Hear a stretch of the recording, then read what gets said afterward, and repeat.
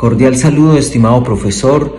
Mi nombre es Marco Alexander Valenzuela Almeida, estudiante de Relaciones Internacionales y Estudios Políticos, y junto a mi compañero Andrés Felipe Rubiano nos permitimos contextualizar el trabajo realizado. En su primera pregunta, describa cuál fue el impacto de la reforma protestante en el país seleccionado y cuáles fueron los cambios ocurridos a partir del rompimiento entre la Iglesia y el poder político en este periodo. El siglo XVI, conocido por la Reforma Protestante, fue una amenaza directa al Imperio Español. España no iba a tolerar ningún desafío a su sistema político monárquico. Es por ello que ante las amenazas y ante la declaración de independencia de sus 7 provincias del norte, ordena una reconquista de estos territorios, para lo cual obtiene una significativa derrota. España e Inglaterra tuvieron constantes enfrentamientos. Inglaterra lanza su propia armada con el fin de neutralizar el avance del Imperio Español. El conflicto fue prolongado hasta el siglo XVII. Las naciones protestantes, Inglaterra y ahora Holanda, plantearon un desafío significatorio para España. Las doctrinas de las reformas de Martín Lutero y Juan Calvino atrajeron a muchos insatisfechos católicos a este nuevo tipo de religión. Ante su segunda pregunta, el periodo de absolutismo monárquico. España nace a finales del siglo XV. Comienza con la unión de Aragón y Castilla a través del matrimonio de Fernando e Isabel. La conquista de Granada en 1492 vio la península ibérica finalmente unificada bajo un dominio católico. El gobierno de Isabel y Fernando unificó Aragón y Castilla y puso fin a la reconquista. En su tercera pregunta, el impacto contra la reforma. Parte del resultado y gran parte de la ejecución del Concilio de Trento estuvo en manos de órdenes religiosas recién establecidas, sobre todo la Compañía de Jesús, los jesuitas, fundada en 1534 por San Ignacio Loyola y establecida oficialmente por el Papado en 1540. La educación ocupaba un lugar destacado en la mente de muchos de los líderes de la Contrarreforma, jesuitas o no.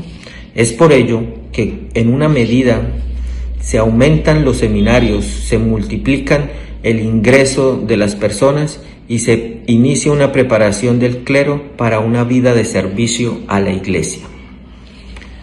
Cuarta pregunta: impacto de la Revolución Industrial y la Revolución Gloriosa. Durante el siglo XIX, la población española aumentó un 60%. Desde 1860 comenzaron a emigrar agricultores a Madrid, Barcelona, Vizcaya, pero en especial a Latinoamérica.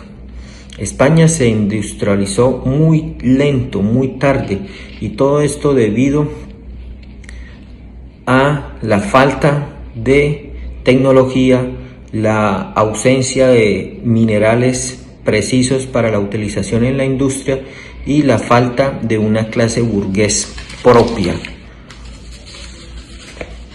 Quinto, estructuración de la burguesía y proletariado a partir del fin del feudalismo y el cambio de los siervos en una nueva clase social. Hacia el siglo XVIII, la alta nobleza y el clero formaban la clase más alta. En contraste, la mayor parte de la baja nobleza comenzó a perder dinero e influencia. Es por ello que a medida que los hidalgos iban perdiendo poder de influencia sobre los campesinos, comerciantes y artesanos se integraron en una nueva clase social. El desarrollo de la clase media fue causado por el aumento de la burocracia y la economía. Así, los nuevos grupos, sin posibilidad de realizar un cambio en la estructura social, podían ejercer una influencia en la política y el comercio. Gracias. Muy buenos días, profesor. Soy Andrés Felipe Rubiano. Estoy en el grupo con Marco Valenzuela y nosotros escogimos a España como país de análisis europeo. Me correspondió el punto 6 del trabajo, que corresponde a qué elementos tomó el país seleccionado de la Revolución Francesa, explique y argumente.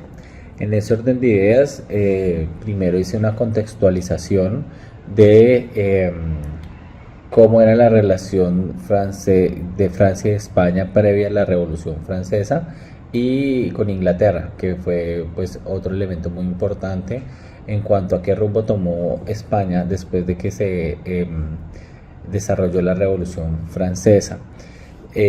Posterior a hacer la contextualización, hago unas conclusiones con respecto a cuál fue el camino que tomó España, que fue de repeler todas estas ideas francesas que venían, inclusive repelerlas con posteriores guerras entre España y Francia, porque España mantenía muy férreamente el modelo de la monarquía y quería mantener el poder del rey.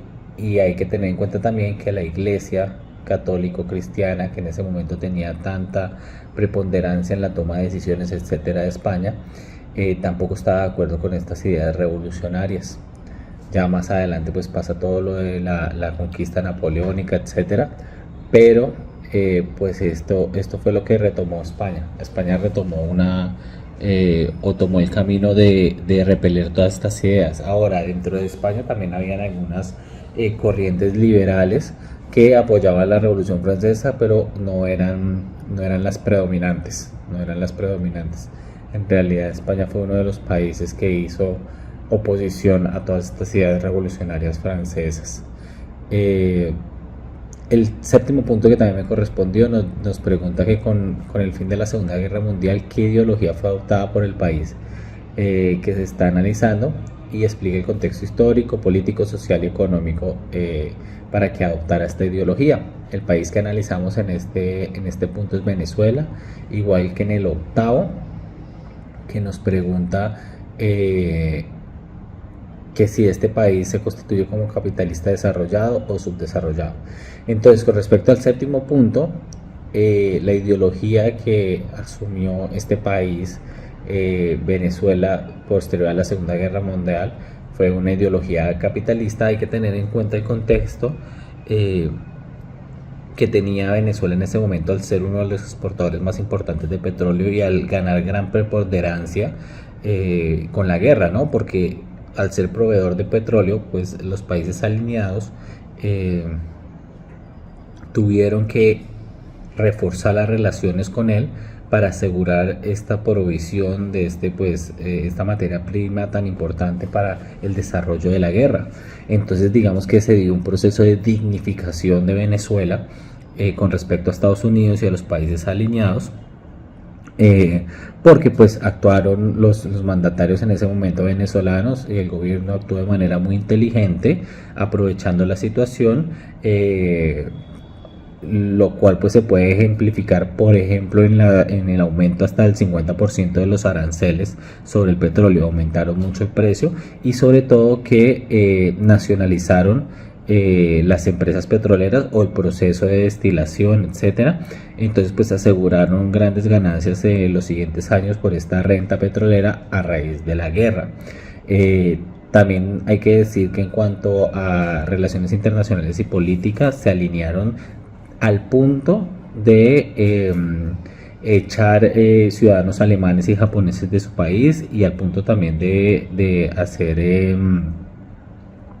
procesos donde ellos absorbían los bienes y los activos de estos nacionales no alineados, y prácticamente congelaban cuentas bancarias y hacían expropiación de todos los bienes que tenían en el país, etcétera.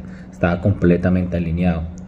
Con los años, pues esta renta petrolera continuó, pero pues ya sabemos lo que ocurrió con los años en Venezuela, que después de este auge económico que ocurrió, pues ya el dinero se veía solamente a raíz de la corrupción y el mal manejo gubernamental en las altas esferas y en el gobierno, y pues por eso pues se desarrolló la revolución chavista, etcétera, para que el país, digamos, que se trasladara de un modelo capitalista a un modelo socialista, y pues ya sabemos lo que ocurrió a raíz de eso. Si el país se constituye como capitalista desarrollado o subdesarrollado en este momento, en ninguno de los dos, es un país socialista. Entonces explico las características que tiene un país socialista, tanto en su orientación ideológica, sociopolítica, económica y jurídica, para justificar que lo podemos clasificar como un país socialista. En cuanto a la adopción del modelo neoliberal y cómo se ha vinculado a la globalización, pues explico que el neoliberalismo es un sistema político creado para proveer el liberalismo económico clásico que surgió como reflejo a contrapropuesta a la crítica del marxismo ante la crisis económica de 1929. Evidentemente, pues si hablamos de Venezuela y hacemos esta explicación, pues parece un país completamente distinto, pero es porque la transformación del país ideológicamente y políticamente hablando fue muy acelerada posterior a la revolución chavista, y fue un cambio completamente de extremo a extremo ideológico. Muchas gracias, y esa fue mi exposición.